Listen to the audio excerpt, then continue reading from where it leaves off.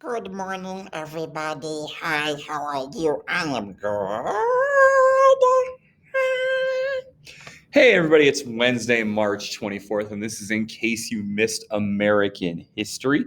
And if you're watching this, that means you couldn't make it to class today for whatever reason, and that is okay.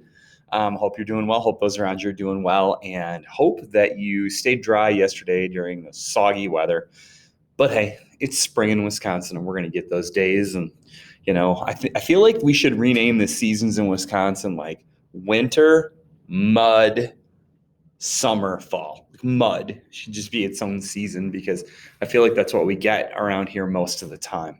So, anyway, I'm going to run you guys through what we did today, do some reminders, and then use whatever time you have left to work on in your lifetime final assignment or anything else that you might owe me. So reminders first. Obviously, this week is the last week of the quarter. Friday, March 26th is the cutoff for all late work. I'll take things up until midnight. So if there's anything that you owe that you can still do, keep working on it, get it turned in, and make sure you're doing your best on things in your other classes too to finish the quarter strong. Again, that the cutoff is Friday midnight. Your in your lifetime assignment is also due Friday at midnight. But if you're using your class time well, you might be able to knock that out easily by Friday, the end of class, and not have to worry about doing anything after school hours. Be checking your grades in Infinite Campus. I am up to date as of this morning. Everything that's been turned in has been graded. So if you are wondering where you're standing right now, that Infinite Campus is a pretty accurate depiction. Okay. Now, today what we're going to do is we're going to talk about the 70s and the 80s. So we're going to go through some major things. Remember, again, we talked about the Cold War already.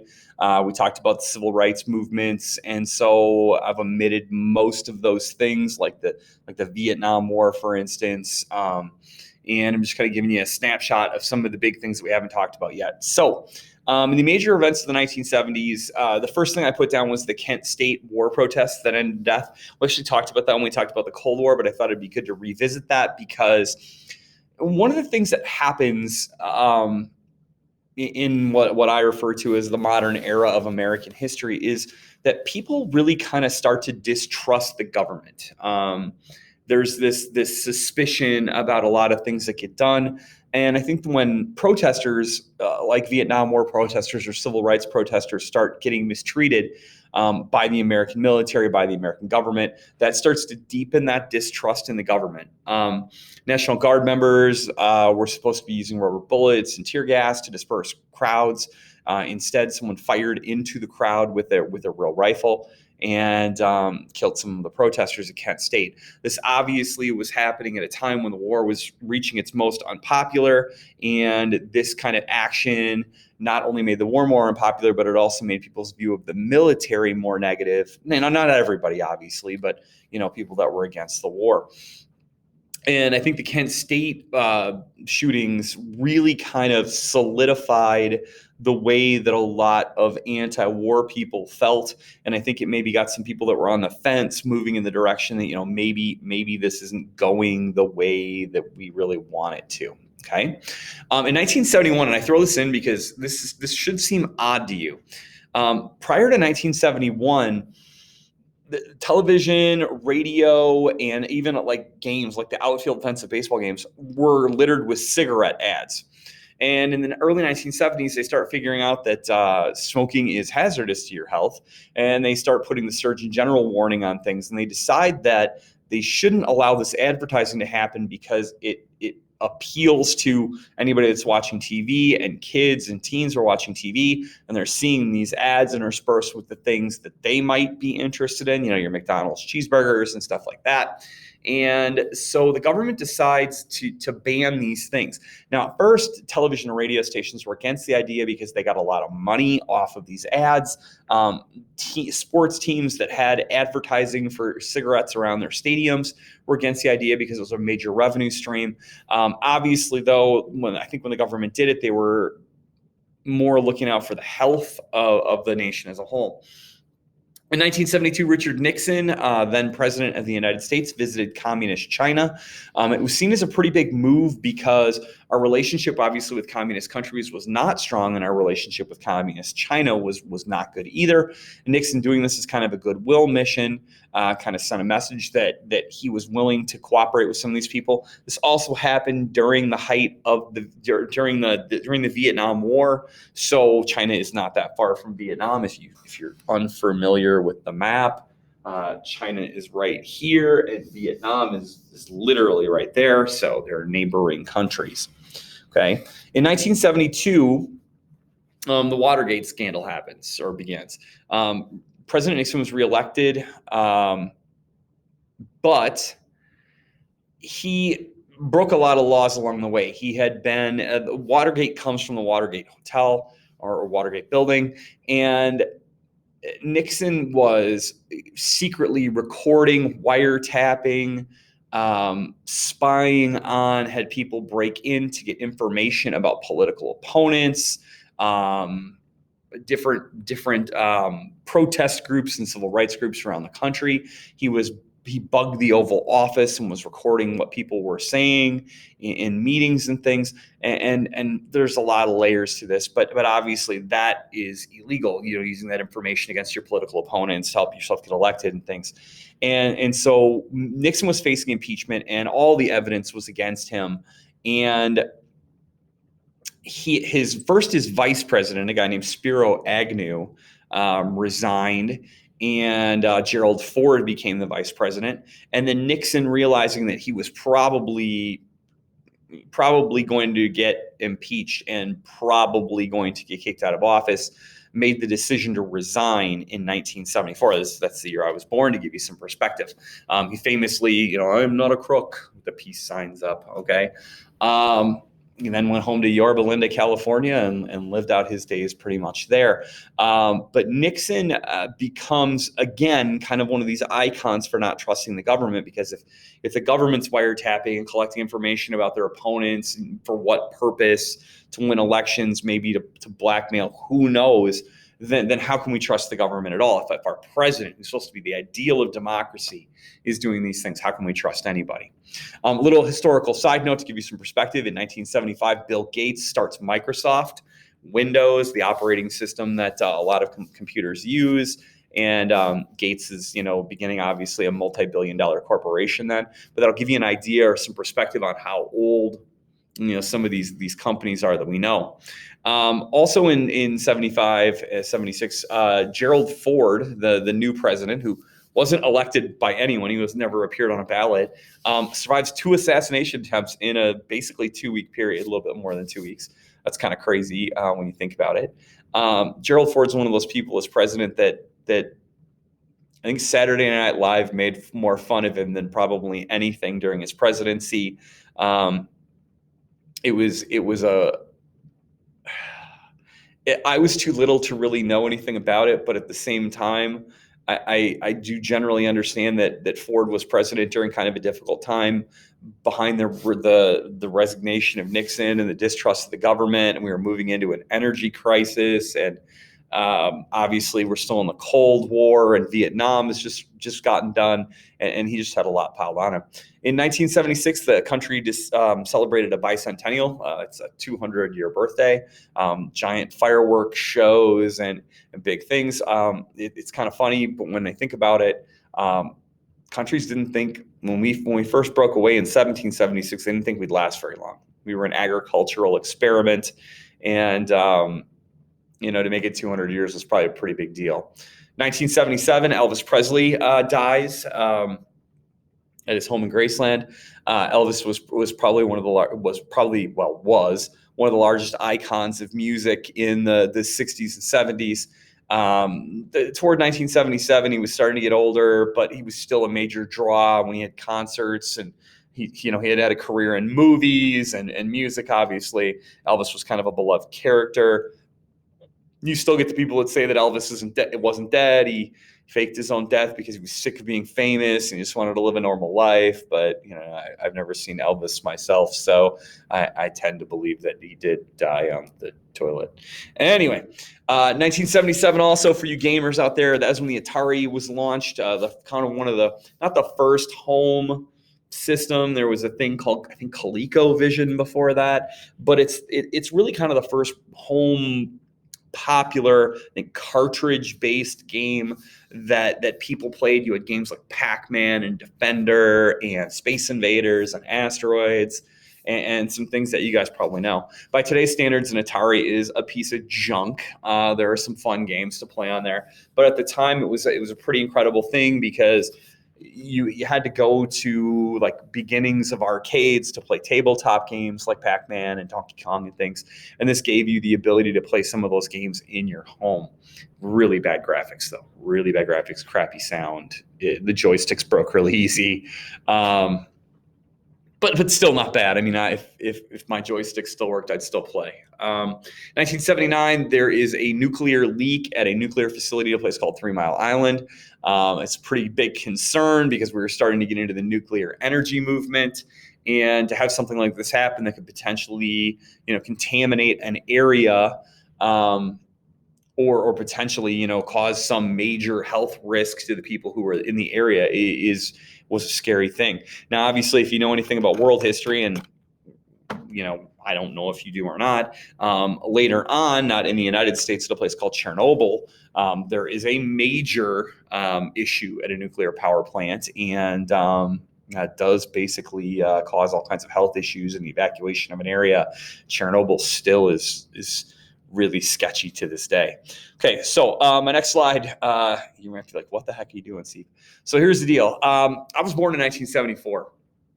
And one of the things that I have found over the course of my lifetime is it's really hard to predict what's going to stick. Like, what's going to make history? What are we going to talk about 10 years from now? What's going to be a big deal 20, 30, 40 years from now? And so when I look at the 80s, because the 70s I was too little to really understand. I mean, when the 70s ended, I was a first grader or a second grader. But by the time the 80s come around, I was old enough to kind of understand, like, oh, this seems like a big deal. 90s, obviously, I was in high school and college, and I started working here. In the 2000s, obviously, I was getting closer to 30, and I turned 30, and now I'm closer to 50 than I am to 40. And so the point I wanted to make is it can be really hard to predict what's going to stick. If one of you guys goes on to be a history teacher, and I don't know if any of you guys have any aspirations of being a teacher, but if anybody goes on to being a teacher, it's really hard to say, if you're going to be a history teacher, what are you going to talk about that's going on today? And so these next few slides might seem a little odd, disjointed, like random, but that's basically because I lived through it. So it's hard for me to look at it and try to figure things out. Now, I'm in every one of these pictures. That's me in kindergarten right there, nice bowl haircut. My parents dressed me, it's not my fault. That's me in T-ball. I have gloves bigger than half my body. I have a black eye. The kid that hit me in the head with the baseball bat's right there with the broken arm. This is me in 7th or 8th grade, and this is my 8th grade graduation picture. I'm up there. I am so skinny. So skinny. Oh my God, metabolism. All right, it's my friend. All right, the 80s. So the pictures that I put on the slide, obviously the top picture is one of the big movies of the 80s. It's kind of stuck, called The Breakfast Club. The Breakfast Club was kind of about the stereotypes of high school kids during this time period in history. You had from I guess my left to the right, you had what we called at my high school the burnout. You had the jock. They call her the basket case. We just called them weirdos at my school. You had the princess, and then you had the kind of the nerdy geek character. If you want to see a little bit of what maybe high school people in the 80s were like, maybe watch a little bit of that movie if you've never seen it. The next picture is Michael Jackson shooting the Thriller video. If you've never seen Thriller, it's kind of interesting. It's kind of long for a music video. It's like in that 12-minute range, I think. At that time, Michael Jackson could do no wrong. Thriller was by far the largest album ever. Everybody had it. People had that jacket. People wore one glove like Michael Jackson. They did the moonwalk. I will admit I own Thriller on record. okay, on a record. Never owned the jacket, wasn't cool enough to wear one glove. It's not that I wasn't cool enough. I thought that was weird, okay? The small picture toward the bottom is Michael Jordan, 1982. Michael Jordan becomes a household name when he hits a jump shot to win the NCAA championship as a freshman in college. Obviously, he plays another year at North Carolina before going pro, gets drafted by the Bulls. Major shoe deal. Obviously, you can see that picture is one of the inspirations for the Jumpman logo. Jordan's impact on basketball is huge. Jordan's impact on shoes and fashion maybe just as big. And last but not least, that hairdo, okay? The kind of music that got popular during the 80s, aside from the beginnings of rap and, obviously pop and R&B and like Madonna and Michael Jackson and stuff, but hair metal. And in hair metal, the bigger your hair was, the better. And I never went down that road, although there were guys that did their hair like that too. But if you ever get a hold of maybe, I don't know, if your parents are in my age range and you can get a hold of their high school yearbooks, fire through there once, take a look at some of I called it radar hair, okay, because it was like a radar dish, okay? Now, some major events in the 1980s. In 1980, Mount St. Helens, a volcano in Washington, erupted, and it was kind of a big environmental event because not only was it scary for the people in the area that it happened, but ash went up in the air. It affected temperatures over a short run. And it was kind of just, I remember being a kid and I was 6 when this happened. And it being a big thing in school because we were in science class, everybody shifted to talking about volcanoes and tectonic plates and all these kinds of things. And so it was interesting seeing something like this on the news because you thought about things like this as like happening with volcanoes erupting in like the old days, like how islands were formed and how like Pompeii, and this and that. But seeing it happen in your lifetime and seeing the way it could have an environmental effect, and then also learning that like Yellowstone National Park and like Old Faithful and all those things, technically those are super volcanoes and could be catastrophic events if they ever went off. It's kind of interesting, okay? In 1980, the Summer Olympics were supposed to be in Moscow, in the Soviet Union, and the United States Olympic team boycotted because we weren't getting along with them very well, and so we said we're not coming to your Olympics. 1984, the Olympics were in LA, and they said they're not coming to our Olympics. So Ronald Reagan, a former actor, was elected president. Reagan had an interesting 8 years as president. He has a lot of respect in the Republican community. And actually, a lot of people look at Reagan's time as president and go, okay, I see what he was doing. He was definitely not the kind of person who put up with like the Cold War crap, but he did do some massive spending when it came to defense. And he survived an assassination attempt. And Reagan, when he was done as president, was about 88 years old. And there's some speculation now that he may have been suffering from dementia during the last few years of his things, but dementia wasn't as well known. 1980, John Lennon, the Beatle that we talked about yesterday, none of you guys knew who he was killed by a fan. In 1981, MTV begins. The first video ever played on MTV was Video Killed the Radio Star by the Buggles. And it really becomes part of your cable package. Now, in the beginning, cable was like you paid for cable because there were no commercials. And so MTV was nonstop music videos. They did some spring break stuff. But cable brought things to your home that you didn't usually get: 24-hour day news, cartoon channels, MTV, and different things. But the big draw was TV stopped at like 2 o'clock in the morning and the national anthem played and it went test strips. And now you could watch TV whenever you wanted to, and you had specialized channels. And yeah, you paid this monthly fee, but you didn't have to deal with McDonald's ads and Coke ads and whatever it is that we're dealing with today. The Space Shuttle Columbia makes the first space shuttle flight into space in 1981, successfully, being able to reuse a space vehicle was going to save us billions of dollars. And so it was a big moment. Again, I was about 7 when that happened. I remember watching some of the stuff on TV about it. In 1982 to 1985, the United States got involved in a bunch of military invasions in Central and South America, where we were helping to install people favorable to the United States and government and try to stop people that were maybe sliding towards communism and things. 1986, I was in 6th grade when the Space Shuttle Challenger exploded. They gathered us all together in the school gym to watch the Space Shuttle go up because this was going to be a really cool one because they were sending a teacher into space. Okay, so we all got put in the gym and they had TVs on stands. You guys, this is the time era I grew up in. No internet, by the way. The Oregon Trail was the coolest game we had at school, and we watched the countdown. And they had the little class of kids there, and the Challenger took off, and it was in the air for not very long. Went poof. And I will never forget, like, watching my Phi Ed teacher, who was a former semi-pro football player, lineman, just a gigantic bear of a man, tear up because of, what happened. I remember being 12 and not really understanding, and they ended the school day early, and then the buses come pick us up and take us home, and it was a really big deal thing.